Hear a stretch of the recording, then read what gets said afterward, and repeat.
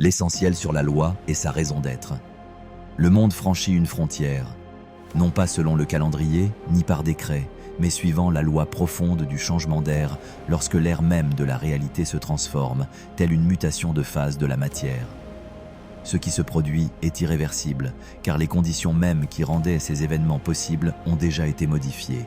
Un nouveau climat s'installe, non pas météorologique, mais civilisationnel, énergétique et informationnel. Dans ce nouveau climat, les formes de vie anciennes, qu'il s'agisse d'États, d'idéologies ou de systèmes de gouvernance, perdent leur avantage vital, à l'image des dinosaures privés de leur tropique. La transition de l'ancien vers le nouveau ne commence ni par des slogans, ni par des coups d'État.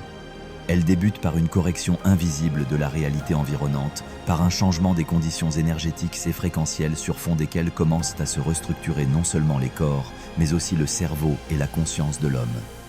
Il ne s'agit pas d'une révolution au sens habituel du terme, c'est un changement de respiration civilisationnelle, où l'ancien cesse de respirer tandis que le nouveau n'a pas encore appris à le faire. De plus en plus souvent, les événements des dernières années, en Ukraine, en Europe, dans les pays dévastés du Moyen-Orient, dans les explosions inquiétantes qui retentissent sous toutes les latitudes, exigent de nous un regard qui ne s'arrête pas à la surface des faits, mais qui plonge en profondeur, là où se forme la trame même de la vie en société.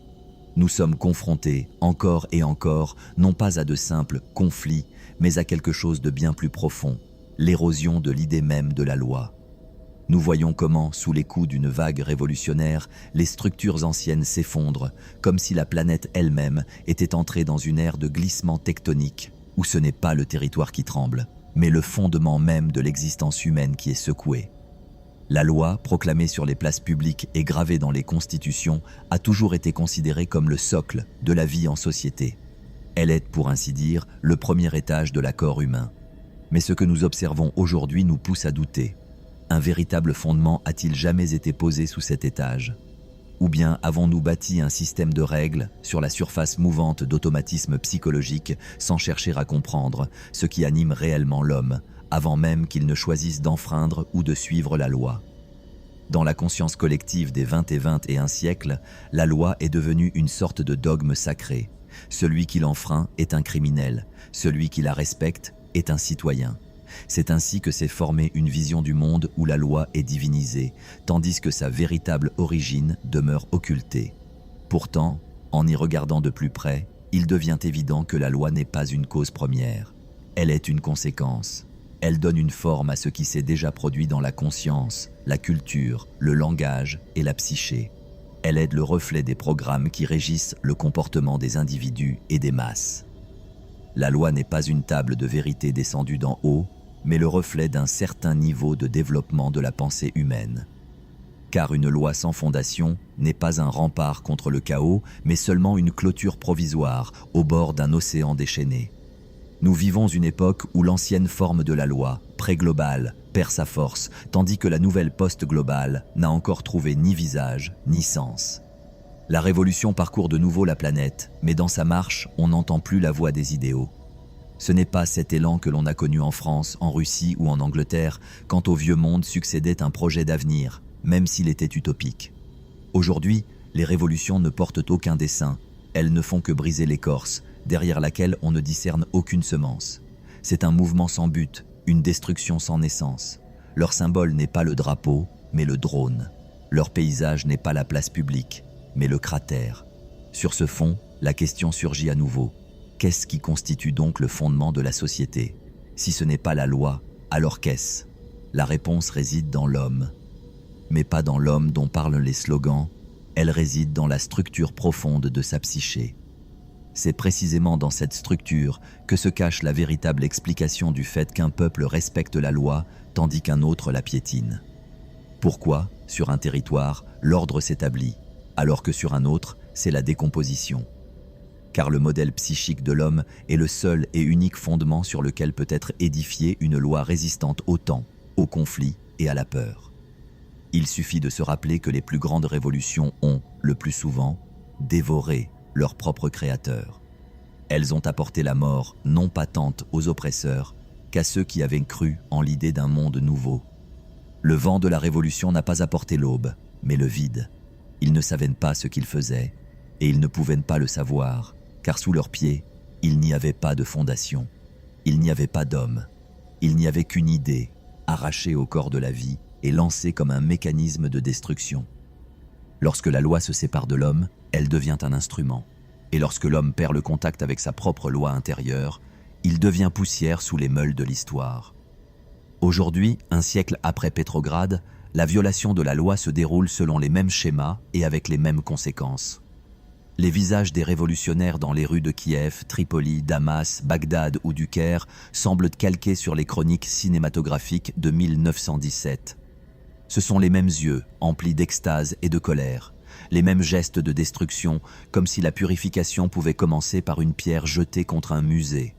Et exactement comme alors, ils ne détruisent pas seulement les piliers de l'ancien monde, mais aussi les possibilités du nouveau. Entre les mains de ces hommes, il n'y a pas de projet d'avenir, mais seulement les débris du passé. La rupture entre l'homme et la loi ne se produit pas là où l'on signe des décrets, elle commence au plus profond de l'être. La loi est une enveloppe extérieure, mais elle ne vit que lorsqu'il existe un lien intérieur.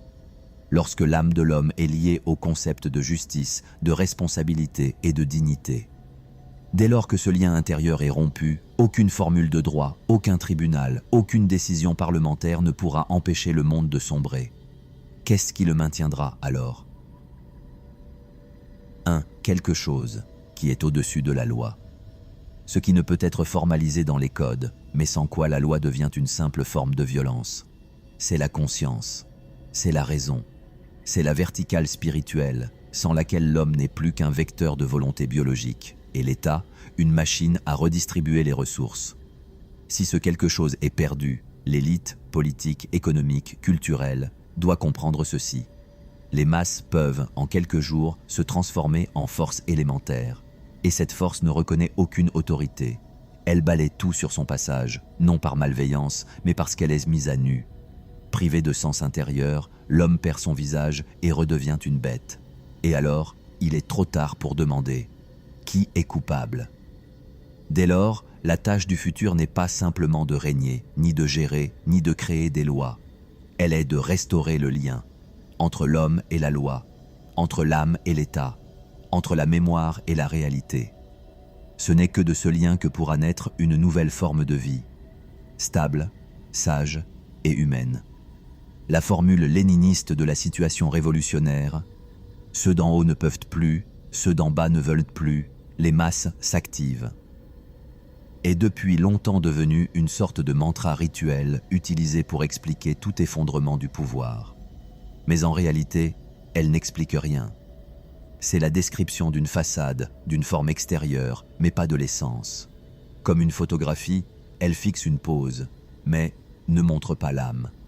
Car le lien entre l'homme et la loi ne rompt pas quand on ne peut plus, ou que l'on ne veut plus, mais quand disparaît ce qui unit, ce fil invisible mais vital que l'on appelle le sens.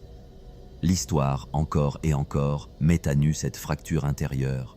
Tout semble calme, l'abondance, la beauté, la rationalité sont au rendez-vous. Louis XVI était aimé. La Libye, l'Égypte, l'Irak paraissaient stables comparés à leurs voisins. Pourtant, tout s'écroule en quelques jours. Tout explose. Des gens, hier encore bienveillants, se transforment en une foule qui arrache les cœurs et détruit tout sur son chemin. Pourquoi ? Ni la faim, ni la pauvreté, ni la dictature politique ne sont des causes suffisantes. Dans des conditions identiques, d'autres peuples ne se soulèvent pas. C'est donc qu'il existe autre chose. Quoi ? La réponse est simple et terrifiante. La haine. Pas une haine politique, rationnelle ou ciblée. Pas une haine contre le régime ou les oligarques, mais une haine globale, ontologique. Celle qui surgit lorsque le sens de la vie s'efface chez l'homme. Quand il n'est plus soutenu, non pas tant par le système ou l'économie, que par le fondement intérieur de l'être. Et dans cet abîme, dans ce vide que plus rien ne peut combler, naît une flamme sombre, prête à tout réduire en cendres. La haine est née. La haine n'est pas un simple sentiment, c'est un état. Elle s'accumule lentement, au fil des années, dans les profondeurs de la psyché. Elle vit dans les tréfonds de l'âme, là où ni les statistiques ni la sociologie ne peuvent la déceler. Elle mûrit, tel un virus, en attendant un prétexte. Et lorsque ce prétexte surgit, l'explosion se produit. Ce n'est pas alors un système qui s'effondre, mais un ordre du monde.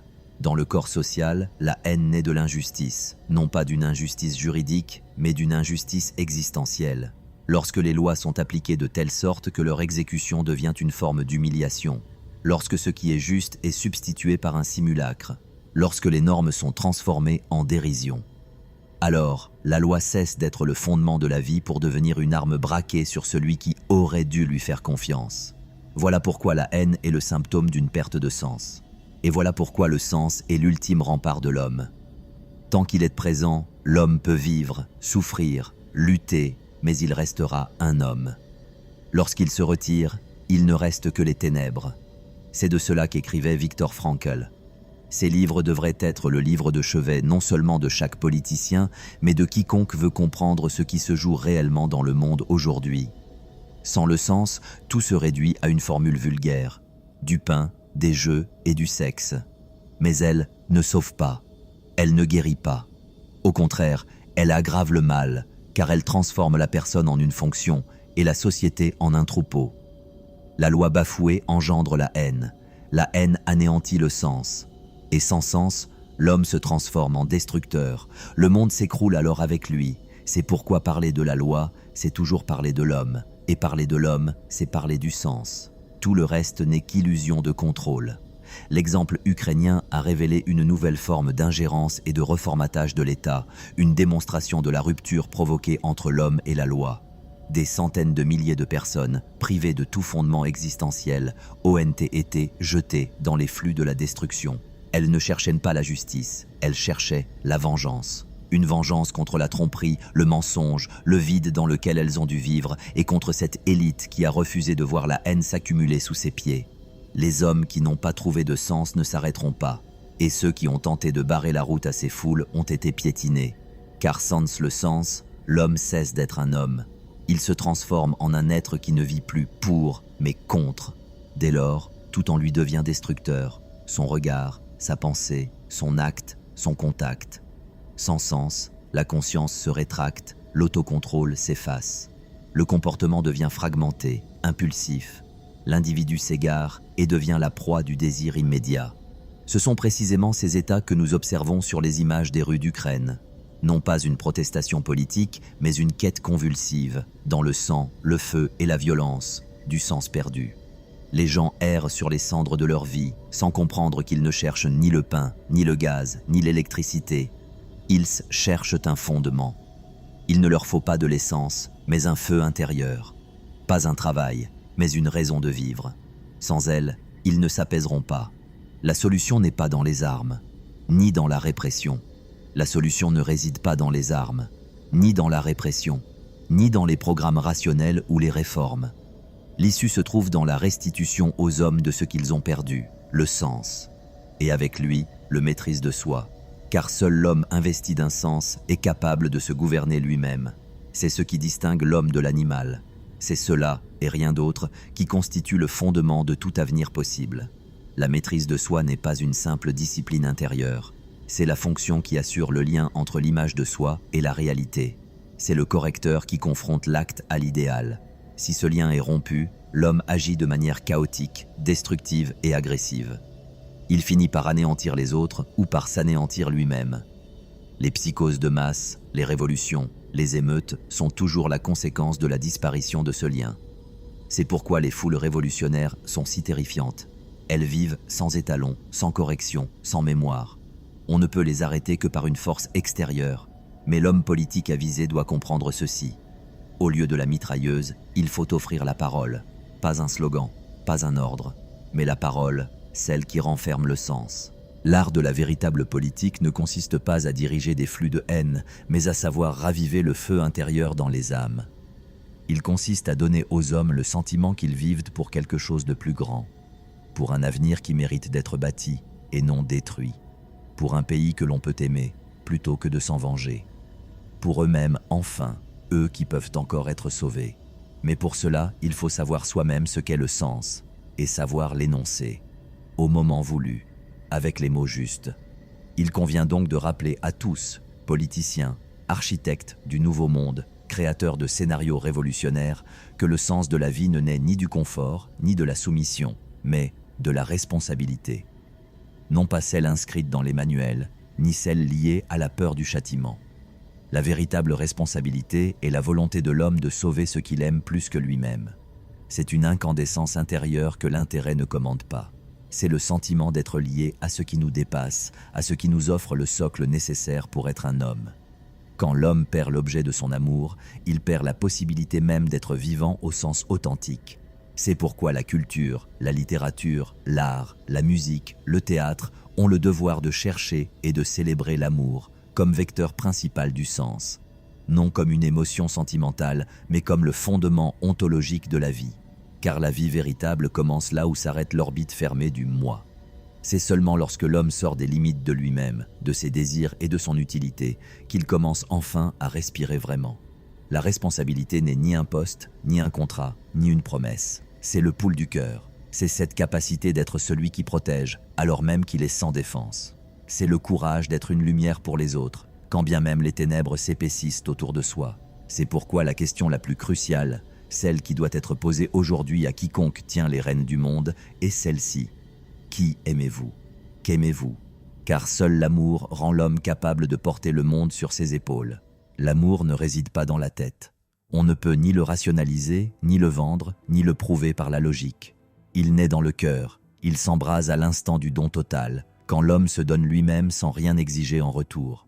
Quand il se dissout dans un autre, dans sa patrie, dans ses enfants, dans une idée, dans un être. Seul l'amour est capable d'allumer une telle force intérieure, celle qui survit à toutes les catastrophes et traverse l'impossible. Toutes les véritables découvertes, toutes les technologies, tout ce qui nous protège aujourd'hui du froid et de la faim ont été créés non par la peur, ni par l'appât du gain, mais par l'amour. Par le désir de rendre le monde meilleur pour ceux que l'on aimait, même pour ceux que l'on ne rencontrera jamais. C'est ainsi que se bâtit l'humanité. Et c'est ainsi qu'elle s'effondre, quand l'amour disparaît pour laisser place à l'indifférence, au calcul et à la force aveugle. Le choix appartient à ceux qui peuvent encore parler, et le mot maître est le sens. Mais pour retrouver le sens, il faut retrouver l'amour. Et pour retrouver l'amour, il faut réapprendre à être un homme. Aujourd'hui plus que jamais, il est crucial de prendre conscience que ce qui se joue dépasse les cadres de la politique habituelle. Ce ne sont pas les hommes qui dirigent le processus. La Terre elle-même, la trame même de la réalité, est en train de changer. Nous sommes entrés dans une phase où le programme qui régit les destinées du monde a entamé la correction de toutes les formes de vie, de conscience et de gouvernance. C'est précisément à la Russie, en dépit des espoirs et des craintes, qu'est dévolu un rôle particulier. Non celui de la conquête, de la domination ou de l'expansion, mais celui de la tutelle. Une aide organisationnelle, structurelle et sémantique apportée aux reliquats de territoires et de peuples où subsistera un potentiel de préservation de la vie.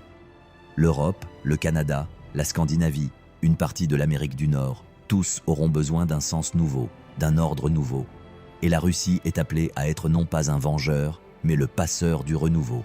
Nous ne sauverons pas le vieux monde, mais nous pouvons aider le nouveau à naître, et son fondement n'est ni le pouvoir, ni l'argent, ni l'armée, ni la loi. Son fondement est l'amour. L'amour de l'homme, de la terre, de la vérité, de la vie. Seul l'être capable d'aimer pourra survivre aux épreuves à venir. Les autres disparaîtront. Si nous voulons que le monde demeure, que la Russie, la France, etc. demeurent, que l'homme demeure, alors nous devons restaurer le sens. Et celui-ci commence par l'amour. Non pas l'amour de soi, mais l'amour de l'autre. La loi n'est forte que lorsqu'elle repose sur l'amour et le sens. Lorsqu'elle protège non pas l'ordre pour l'ordre, mais la vie pour l'avenir. Lorsqu'elle n'écrase pas l'homme, mais le révèle. Une ère nouvelle frappe à la porte. La vague du conservatisme s'essouffle, celle de l'aspiration commence à monter. Mais il est impossible de la chevaucher sans une idée. Il est temps de comprendre, les canons ne vaincront pas l'idée. Mais l'idée est capable de vaincre la mort. Et nous touchons ici à l'essentiel. Surmonter la peur n'est pas une fin en soi, ce n'est qu'un premier pas. Derrière la peur se tient toujours la mort. Dès lors, vaincre la peur, c'est entamer le chemin vers la victoire sur la mort. Non au sens biologique, mais au sens civilisationnel. Rendre à l'homme le sens pour lequel il vaut la peine de vivre. La loi sans le sens est morte. L'État sans avenir est stérile. Le pouvoir sans l'homme est condamné. La peur ne terrasse pas le sens. La mort ne terrasse pas celui qui sait pourquoi il vit. Et les canons, jamais, ne terrassent les idées. Qui et quand nous donnera à tous l'idée qui embrasserait tout ce qui a été énoncé dans cet article? J'en suis convaincu, ce doit être une idée plus puissante que toute autre aujourd'hui dans le monde, et cette idée est vaincre la mort. À suivre, vous pouvez retrouver les articles du Projet 369 sur notre chaîne Telegram, source de la jouvence, ainsi que sur le site officiel de Fyodor Shkroudnev. Les informations qu'il transmet n'ont jamais été accessibles auparavant, mais aujourd'hui, leur heure est venue. Elles sont plus nécessaires que jamais pour pouvoir s'orienter dans ce qui se passe sur notre Terre. En cette période de transition grandiose, ces connaissances sont essentielles pour survivre, car de tels changements ne s'étaient pas produits sur Terre depuis près de 18 000 ans. Vous pouvez découvrir tout cela sur nos ressources d'information.